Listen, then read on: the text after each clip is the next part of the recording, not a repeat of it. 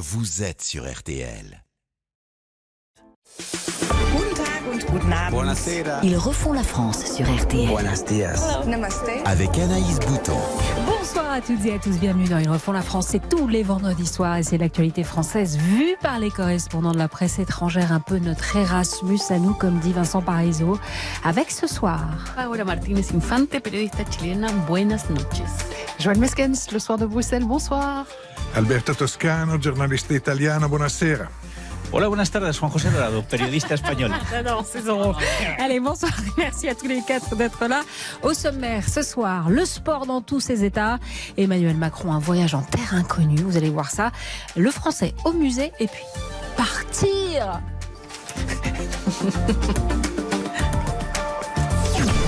Jusqu'à 20h, Ils refont la France avec Anaïs Bouton. Il y a trois faits qui me paraissent devoir retenir plus particulièrement l'attention. Le premier, c'est l'agression et le caillassage du bus de l'Olympique lyonnais. Ensuite, nous avons une deuxième phase, le caillassage du bus des supporters lyonnais. Et puis, il y a une troisième série de faits, cette fois-ci imputable aux supporters lyonnais, dans le parquage visiteur. Un certain nombre de comportements racistes ont pu être révélés. jusqu'à 20h, Ils refont la France avec Anaïs Bouton. Buonasera. ils refont la France sur RTL. Buenos dias. Namaste. Avec Anaïs Bouton. C'est terminé. L'Afrique du Sud est champion du monde. L'Afrique du Sud conserve son titre. L'Afrique du Sud l'emporte 12-11. Une troisième victoire consécutive. Joël, oui, je suis avec Alberto Toscano, Juan José Dorado, Joël Meskens et Paola Martinez. Anaïs est à fond ce soir. Ça faisait du bien, je vous le dis. Ça faisait du bien. Alors, on s'est dit qu'après, voilà, c'était fini, c'était ce week-end, les Sudaf ont gagné, la Coupe du Monde de rugby est maintenant terminée. Et avec cette question, avant les JO, la France saura-t-elle tirer les leçons de la Coupe du Monde de rugby? Autrement dit, après la débâcle de la finale de la Ligue des Champions, il y a quelques mois, l'année dernière au Stade de France, et à quelques mois des Jeux Olympiques d'été, le gouvernement français a un peu tout misé sur ce mondial pour restaurer sa réputation. Joël Meskens. Oui, ça s'est pas trop mal passé en termes de rugby. On pouvait s'attendre, c'était pas forcément facile à sécuriser. On a parlé des incidents pour le foot. Là, ça s'est passé de façon quand même exemplaire. Donc ça, c'est un bon point. On n'en donne pas souvent ici. Donc c'est vrai. Allons-y. Soyons positifs. Voilà, soyons positifs. Maintenant, après, il y a le problème effectivement des performances des Français. Oui, bon, alors ça sera un autre dossier. Joël, restons sur cette petite note positive. Ne cassons pas la tête. Il y a un problème de médailles en termes d'athlétisme, etc. Mais bon. Il reste quelques mois. Alors, ce qui a un peu dysfonctionné, Juan José, je crois que vous êtes d'accord avec moi, c'est le problème des transports. Il y avait beaucoup de... Il y a eu des problèmes effectivement de transport pour évacuer les stades et les faire rentrer tous dans les RER, dans les métros. C'était assez compliqué parfois. Mais ça a été facile, si vous voulez, parce qu'il y a deux choses dont il faut tenir compte. La première, c'est le rugby en soi. C'est pas un sport violent en soi. Les supporters ne sont pas... Mais les supporters ne sont pas violents. Vous ne voyez pas des violences dans les stades. Et puis, la plupart des spectateurs n'étaient pas français.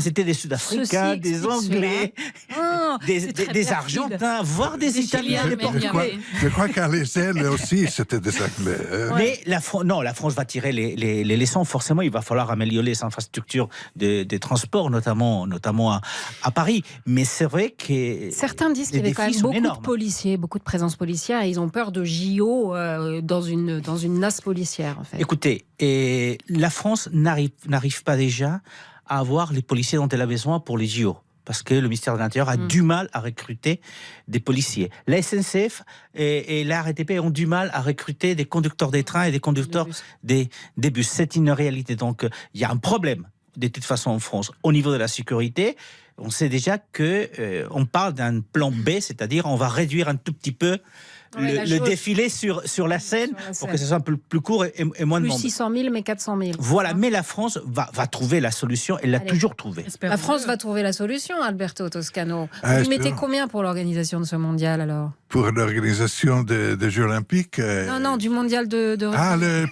Pour les Jeux... je donne une très bonne note. Ah ouais. Je pense que l'organisation était bonne. Et oui, les transports en public n'ont pas été excellents. Mais ils le sont normalement. Oui, donc ce n'est pas un scoop. Non, je pense que le résultat de la Coupe du Monde de rugby a été bon du point de vue de l'organisation française, sans doute. Bon alors vous, Paola Martinez, on parle un peu de JO là. La ministre Oudéa Castéra a fait une déclaration pour vous étonnante. Qui vous a... Seulement 7% des résidences étudiantes en Île-de-France où les étudiants vont être concernés par le fait de laisser leur logement en juillet et en août pour tous les agents du service public qui sont indispensables. Oui, alors bon, la justice a finalement suspendu la réquisition des logements étudiants durant les JO 2024. Mais vous, Paola, ça vous a choqué, ça? Ça m'a choqué, surtout, on n'a pas écouté la fin. Il a dit, il faut faire un petit effort, les petits étudiants. Et c'est ça qui m'a vraiment choqué, en fait. Parce que quand il parle des 7% d'étudiants, ça concerne 2000 étudiants qui devront, notamment maintenant, le tribunal administratif a suspendu cette décision, qui devront quitter leur logement le 30 juin pour 2 mois. Et au champ de ça, on lui donne 100 € et 2 places pour assister à les Jeux Olympiques. Oui. Je suis désolée, là je vais peser mes mots, surtout que c'est une condescendance qui est un peu aussi à l'égard des étudiants, un peu aussi de mépris vis-à-vis de la jeunesse, parce qu'on sait pertinemment qu'aujourd'hui les jeunes ils ont du mal. On a une jeunesse précarisée en France. Il manque 600 000 d'après la Fédération des étudiants, 600 000 logements. Exactement, donc là je me suis dit, ok, il y a des contreparties, les Crous qui en question a pris une décision administrative pour faire un peu la part belle au JO, mais ça sent mauvais. Moi, je trouve que là, il faut vraiment avoir des engagements qui vont au-delà du fait de les reloger ailleurs, notamment, et aussi de les considérer autrement. Ils vont devoir trouver autre chose. Allez, une pause et dans un instant, un voyage en terre inconnue du président Macron. À tout de suite sur RTL. Jusqu'à 20h. Ils refont la France avec Anaïs. Buonasera. Ils refont la France sur RTL. Buenos días. Avec Anaïs Bouton.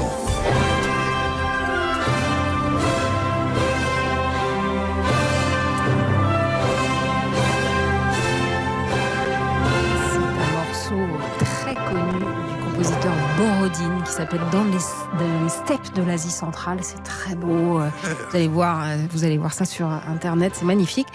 Alors oui, parce que je parle avec Alberto Toscano, Juan José Dorado, Joël Mesquens et Paola Martinez de ce voyage du président Macron, un événement diplomatique important cette semaine.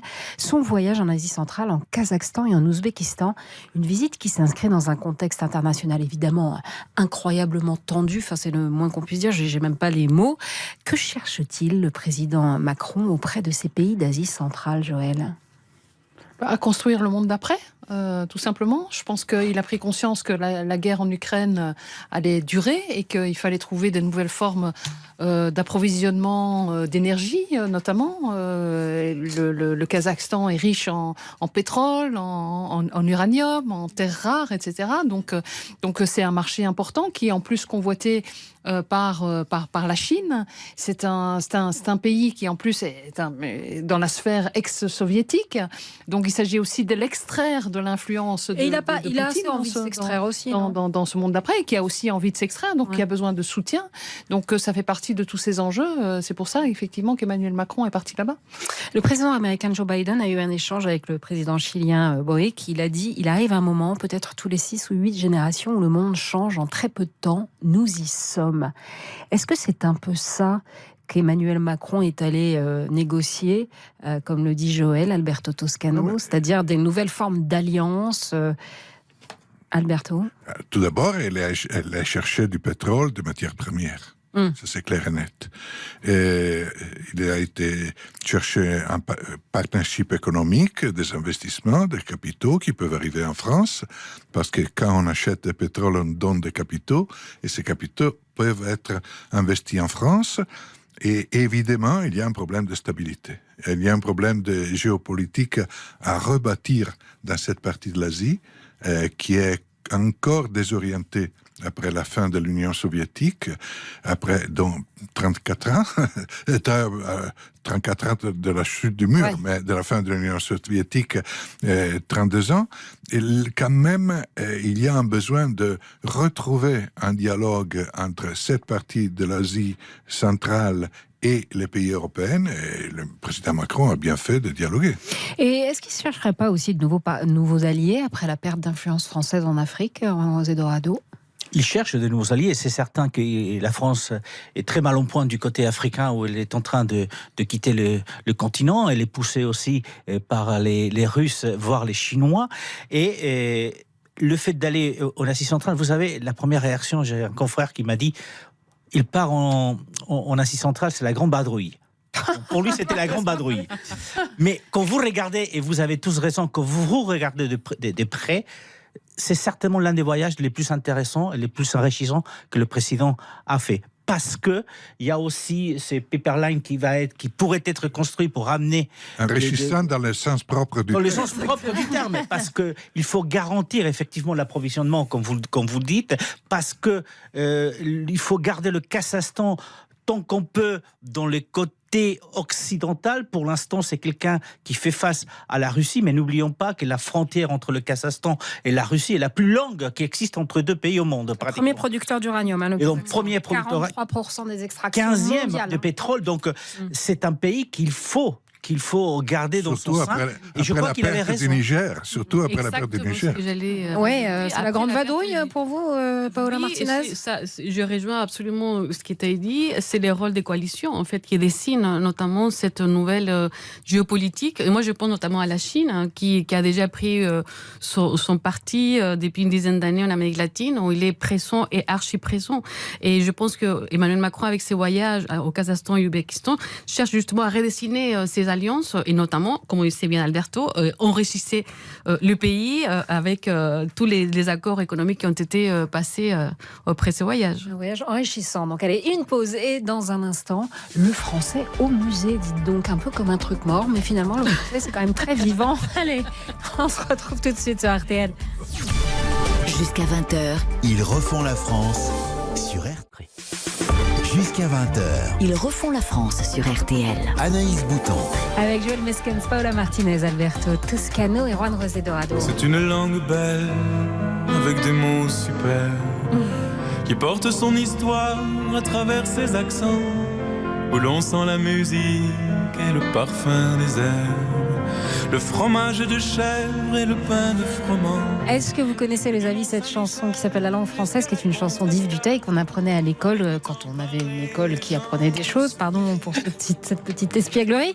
Alors, inaugurée par Emmanuel Macron lundi dernier, la Cité internationale de la langue française de Villers-Cotterêts a ouvert ses portes au public. Cette semaine, une promesse du candidat en 2017, un grand projet culturel, un rêve fou pour le président qui veut en faire un ciment de notre nation. Rappelons que c'est à Villers-Cotterêts que François Ier avait signé en 1539 l'ordonnance qui imposait le français dans les documents officiels. Alberto Toscano, la langue chez nous, c'est une affaire d'État. Non, mais en soi, c'est une bonne chose de rendre hommage à la langue française. En soi, c'est une bonne chose qu'il y ait une langue qui est un point de repère pour un peuple, pour une nation. Il n'y a rien de mal. Encore faut-il comprendre qu'aujourd'hui, dans un monde globalisé, dans une Europe plurielle, il n'y a pas une langue contre l'autre. Il n'y a pas le français contre l'anglais. Ah, justement, attendez, on a un chanteur qui a parlé de ça, un chanteur qui s'appelle... Une barmaid qu'est ma darling, mais in the bed, c'est mon travelling, mon best-seller. C'est Léo Ferré. Je parle français. Voilà. Il n'y a pas le français contre l'anglais, il y a le besoin de parler plusieurs langues. Et donc d'encourager toutes les langues. Et c'est ça l'important. L'espagnol, l'italien, et pourquoi pas le flamand, on leur place dans cette Europe plurielle. Et smakelijk. Mais c'est pas une façon quand même de lutter un peu contre l'impérialisme anglo-saxon, José Dorado? Et c'est vous qui le dites, les Français qui utilisaient énormément des mots anglais. Oui, parce que le président, il parle de Startup Nation, de Maker Planet Greg lui-même. Mais avant ça, il y a quelques années, vous avez sorti une loi qui imposait à un moment donné que tous les titres des films soient traduits au français. Bon, elle est tombée aux oubliettes cette loi et c'est resté en anglais souvent. Mais en fait, c'est vous qui vous laissez empoisonner entre guillemets par l'anglais beaucoup plus que l'espagnol, voire l'italien. Mais ça, c'est Alberto qui vous le dira. Donc, c'est bien que ce musée existe, mais c'est vrai que pour d'autres pays comme l'Espagne, nous ne pouvons pas décider de faire comme ça un musée du jour au lendemain, parce que nous, on est 21, 22 pays. Oui, c'est parlons ça, espagnol. mais nous aussi, donc. Voilà. Donc, pour faire quoi que ce soit, on se met d'accord avant. Donc, il faut qu'on se mette tous d'accord. Que personne ne se met jamais Et d'accord. c'est très bien que ça soit un hommage à la langue française. On va pas parler de l'écriture inclusive, là. On va faire un peu de poésie, si vous voulez bien, les amis, parce que les temps sont durs. Je vous ai demandé, est-ce qu'il y a dans votre langue à vous des mots qu'on ne trouve pas en français, des mots qui désignent des choses qu'on ne trouve pas en français? Paola Martinez et Juan José Dorado, les deux latinos. Mes camarades espagnols, on avait trouvé des mots qui étaient c'était madrugar. C'est quoi madrugar? Vas-y, explique. Madrugar, c'est se lever tôt. Vous savez à moi pour dire se lever tôt, vous utilisez deux mots. Ah, c'est vrai. Madrugar, c'est se lever tôt, tout simplement. Exactement. Mais ce n'est pas les seuls. Vous savez qu'il y a un mot qui est international en espagnol et que tout le monde a fait sien. Non. La paella. Oui, c'est vrai, mais la paella, c'est un plat. Oui, comme le pot-au-feu. La paella, on l'a pas traduit, mais il y a d'autres mots en espagnol que vous n'en avez pas. Ah bon? Sobremesa, c'est un autre mot qui désigne tout ce qu'on fait après manger. C'est en français, c'est quand on prolonge le repas. On dit sobremesa, sur la table. On peut le traduire comme ça. Ah, le petit café qui dure des heures. Après, il y a desvelarse aussi, c'est être en veille. C'est réveiller en plein milieu de la nuit. C'est des mots qui sont très spécifiques en espagnol, qu'on ne trouve pas son équivalent exact en français. Enfin, en français, on a quand même le fond de l'air est frais. Ça, je défie quiconque d'avoir ce genre de truc. Et on a aussi un mot, par exemple, pétrichor, qui est l'odeur particulière de la terre après la pluie. Ça, vous connaissez ça, pétrichor? Alberto Toscano, vous avez des mots en italien? Le mot astemio, quelqu'un qui ne boit pas d'alcool. Ah si, c'est difficile à traduire en français. Abstinent, parce que mais... Abstinent, c'est autre chose. Ça dépend de placer, Alberto, je ne sais pas. On peut ne pas boire d'alcool et faire autre chose. Oui, exactement, on peut tout faire, ou rien d'ailleurs. Al dente, l'expression al dente. Ah, al dente, c'est vrai. Et voilà deux exemples. Et il y a un mot de dialecte italien, qui est le mot picundria, qui est un mot merveilleux parce qu'il exprime une sensation de malaise indéfinissable. Ça n'existe même pas en italien, c'est seulement dans le dialecte de ma région. Et ça, c'est quoi votre région? C'est entre le Piémont et la Lombardie, la plaine du Pô. Picundria est un mot magnifique pour exprimer l'indéfinissable, la sensation de malaise qui n'a pas une véritable raison, mais qui existe quand même. Ah bon? Oui, ce que Marie Cardinal appelait la chose, cette chose qui est indéfinie. Non, mais un malaise quand on est en société ou non, juste... un malaise quand, avec soi-même, on se réveille mal, la picundria. Utilisez ce mot picundria. J'utiliserai dorénavant. Joël, alors vous êtes notre francophone, vous êtes un francophone de la bonne. Je remarque qu'on parle beaucoup sinon de nourriture, hein, mais vous disiez le fond de l'air est frais, Anaïs. Par exemple, en Belgique, on peut dire, comme on parle aussi de tempête, il y a quelques jours, qu'est-ce qu'il a draché, mais c'est tout de même mieux que quand il fait doux.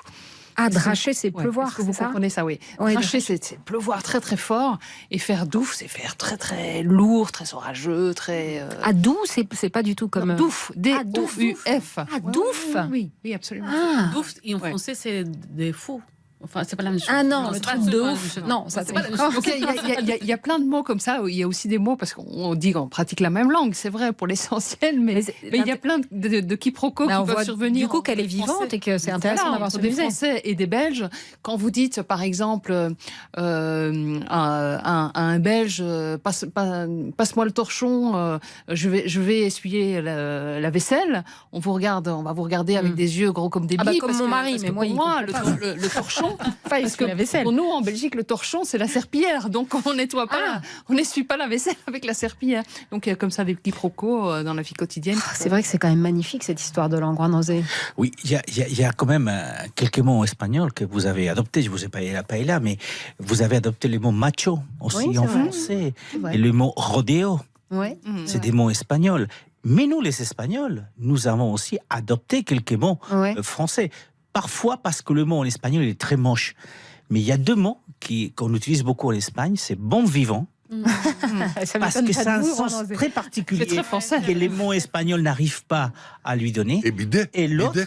Bidet. Aussi, le bidet. Oui, mais bidet. Oui. On a beaucoup rigolé en Espagne depuis des décennies avec ce mot bidet. Et puis le dernier mot, c'est trompe-l'œil. Il y a un mot, trampojo, qui est un mot espagnol qui est horrible. Et en espagnol, on utilise trompe-l'œil. Donc voilà des mots que vous avez aussi. Et j'ai un exportés. dernier, savoir-faire. Ah oui, savoir-faire. Et ensuite, il y a les... Eh bien, si, finissez votre phrase, Alberto. Dites-moi. Il y a les mots qui ont une signification propre qui est traduisible et qui, par contre, ont aussi une autre signification. Par exemple, en italien, scopare, nettoyer par terre, littéralement, est en traduction facile en français, mais dans le langage courant italien, aujourd'hui, scopare signifie faire l'amour. Et donc, il y a une difficulté. Par terre, peut-être, une possibilité. Après avoir nettoyé. Exactement. Une pause. Et dans un instant... Eh oui, je t'emmène. À tout de suite sur RTL. Jusqu'à 20h, Ils refont la France sur RTL. Jusqu'à 20h, ils refont la France sur RTL. Anaïs Bouton.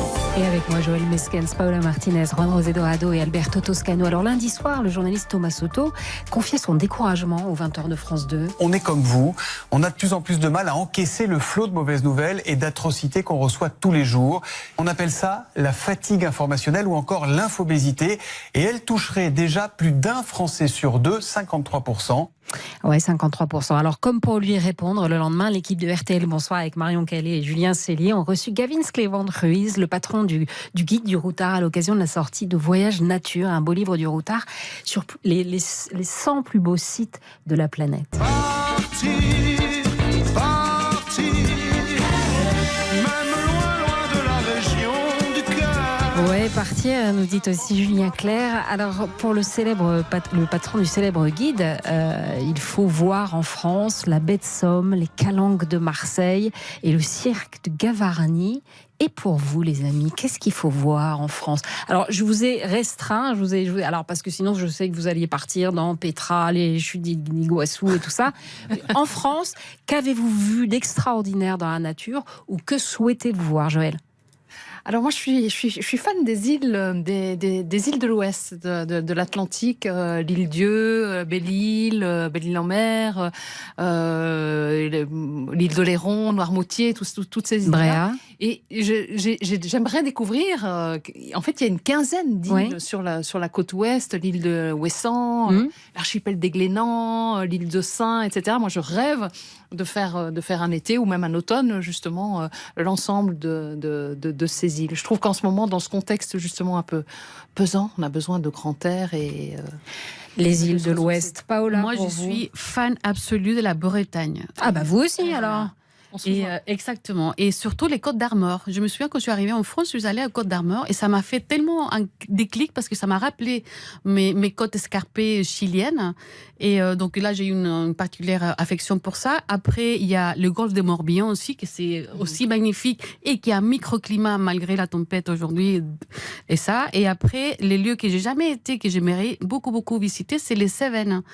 C'est magnifique, les Cévennes. Voilà, donc c'est les lieux qui me restent encore à découvrir. Et il faut que vous alliez faire une marche dans les Cévennes, Paola, vous allez voir. Je sais. Voilà. Hein, ça va être magnifique. Alors, Bretagne, 2 points, les amis du sud de l'Europe, là, Juan José. Bretagne, 3 points. J'adore les côtes bretonnes, les falaises du côté de Brest, c'est ce que j'aime le plus. Alors, il faut découvrir d'autres choses. Et donc, moi, c'est les volcans d'Auvergne. En fait, c'est magnifique aussi. Je connais très peu la France. Parce que vous partez en reportage, vous n'avez pas le temps de les visiter. Quand vous avez le temps de partir en vacances, je pars chez moi, en fait. Et donc, s'il y a quelque chose que j'aimerais découvrir, peut-être que je le ferai dans les prochains mois, c'est les volcans d'Auvergne, le parc naturel des volcans d'Auvergne, parce que j'ai toujours lu et vu des reportages, et ça m'a toujours fait énormément plaisir de voir ça. Je ne l'ai jamais fait, et donc c'est pour moi peut-être mon rêve aujourd'hui, c'est ça, les volcans d'Auvergne. Alberto. 4 points pour la Bretagne. Pour la Bretagne. C'est pas vrai. C'est l'Eurovision. Mais personne connaît la baie de Somme. Bretagne. La baie de Somme, oui, bien sûr. Oui, bien sûr. C'est une préférence. D'accord. Bretagne et Corse, sans aucun doute. Bretagne et la Corse. Oui. Vous avez vu ou vous aimez ou... J'ai vu, j'y vais quand je peux. J'aime bien, moi aussi, les falaises en Bretagne, mais aussi la terre en Bretagne. Il y a des choses qui la Bretagne qui souffre en ce moment, hein, des ravages de la tour Et la Corse, c'est toute la Corse. La Corse est tellement belle qu'il n'y a pas... La Corse est très belle. Alors moi, puisque vous me demandez, j'ai fait un voyage dont je me souviendrai toute ma vie, entre Bordeaux et Nice, en passant par le Périgord, le Lot, les grottes de Lascaux. C'était absolument magnifique, jusqu'au viaduc de Millau. C'était magnifique aussi. L'esprit humain, donc vertigineux, plus beau. Je passé par Saint-Cyr-la-Popiconque, le gouffre de Padirac, Rocamadour. Si vous ne connaissez pas tous ces endroits-là en France, c'est absolument merveilleux et somptueux. Et donc, puisque la Bretagne a gagné, puisque les îles de Joël ont gagné, un petit air pour vous, Joël. C'est là-dessus qu'on va se quitter. Joli. Et oui, parce qu'ils refont la France. C'est fini, mais ça revient vendredi prochain à 19h10. Vous pouvez retrouver l'émission sur rtl.fr et sur l'appli. Dans un instant, on va retrouver qui ? On va retrouver Eric Silvestro et toute l'équipe. Mais avant, l'essentiel de l'actualité avec Nathan Bocard. Et vous laisse à part, moi, des souvenirs d'enfance. En France, violent.